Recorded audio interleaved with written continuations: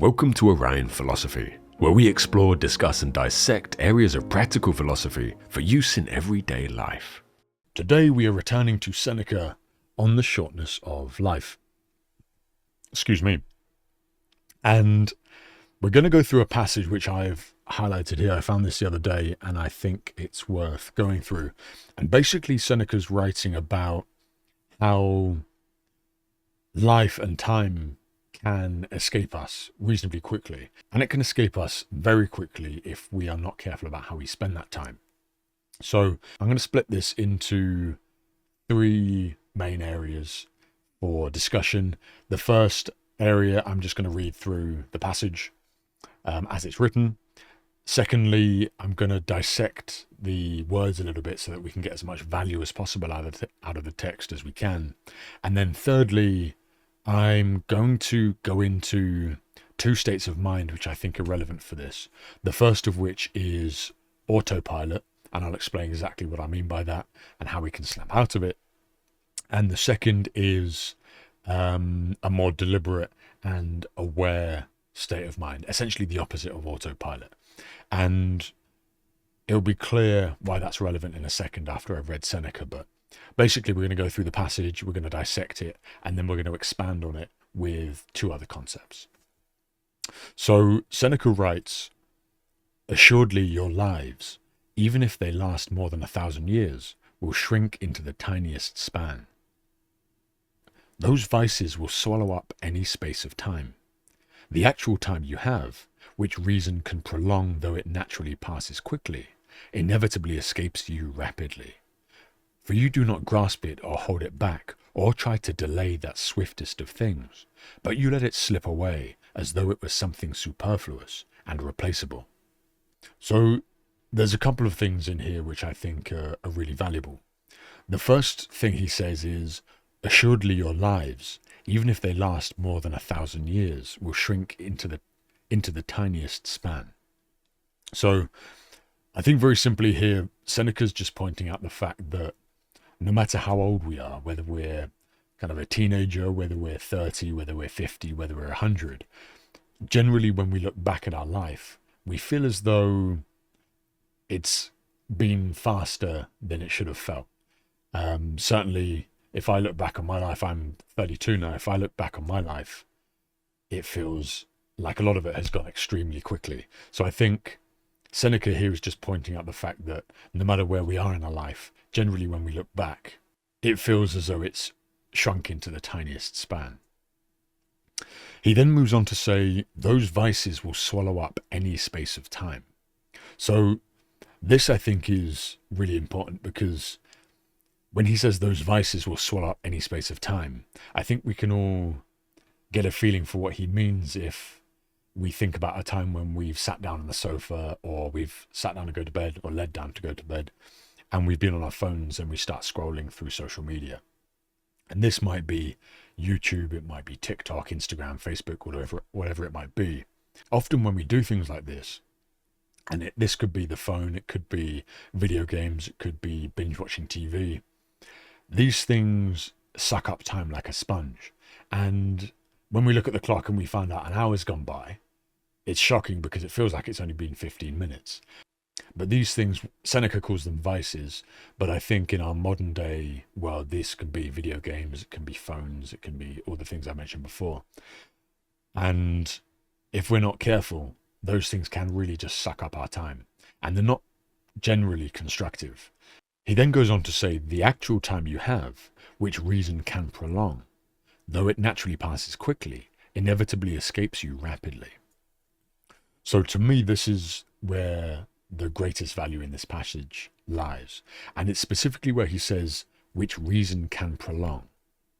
So the actual time you have, which reason can prolong. And this is profound to me because it implies that there's a state of mind that uses reason to prolong the perception of time. And if there's a state of mind that can prolong our perception of time, it stands to reason that there is a state of mind which shrinks our perception of time.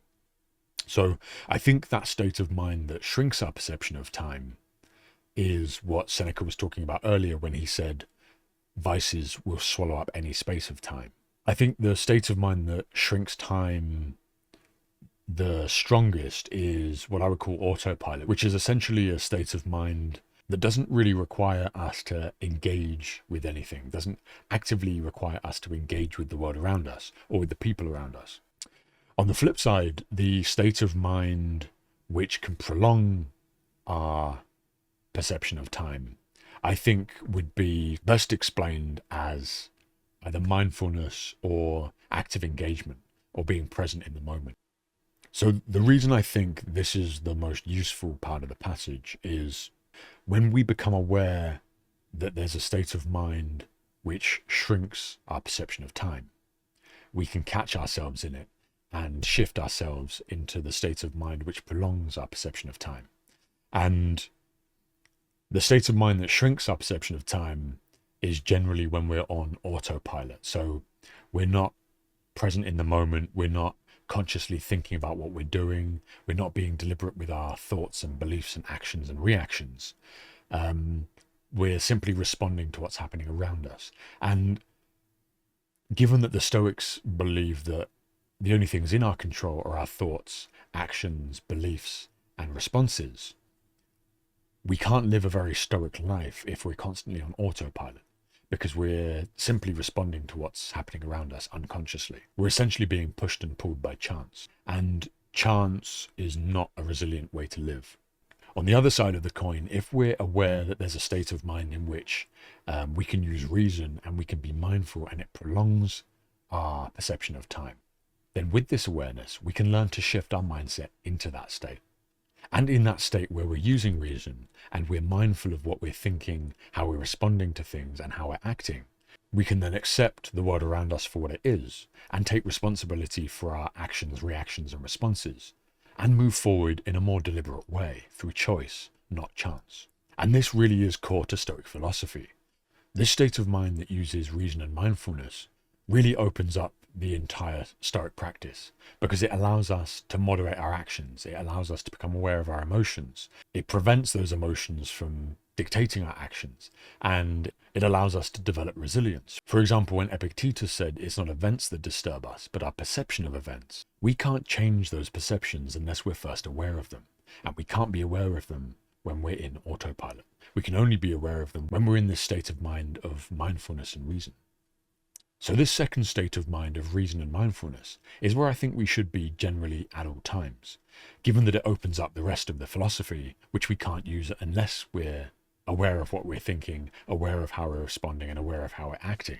We can't moderate any of that unless we're in a state of mind that can catch it in the moment and allow us to change our behavior for the better. Seneca goes on to say, "For you do not grasp it or hold it back, or try to delay that swiftest of all things, but you let it slip away as though it was something superfluous and replaceable."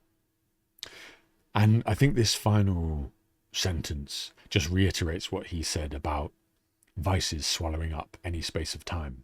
I think what he's essentially saying here is if we don't do anything to prevent the passage of time being swallowed up by all these things that might not mean anything to us, we're essentially squandering and treating time as though it's replaceable and perhaps taking it for granted.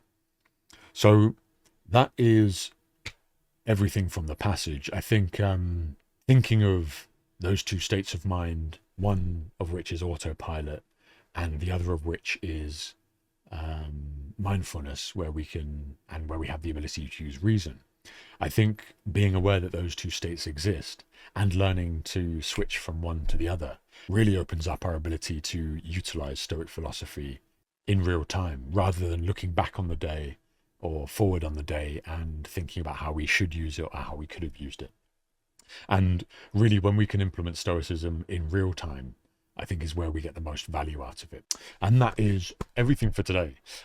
This, again, is Seneca on the shortness of life. And this is a series where I highlight bits in the original Stoic texts and we discuss them in a bit more detail to try and add some context and help explain some of the Stoicism, which often isn't quoted and isn't discussed. So I think the best way to learn about the Stoics is to go back to the source material. There are great books from authors like Donald Robertson and John Sellers out there, and Pierre Hadot. So If you want more modern books, those books exist. But for me, I think going back to the source material is the best way to learn about Stoic philosophy. So I'll continue to make videos like this.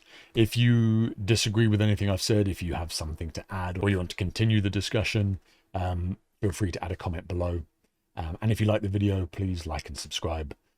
It helps the channel, but don't feel obliged to if you don't want to. And I will see you in the next one.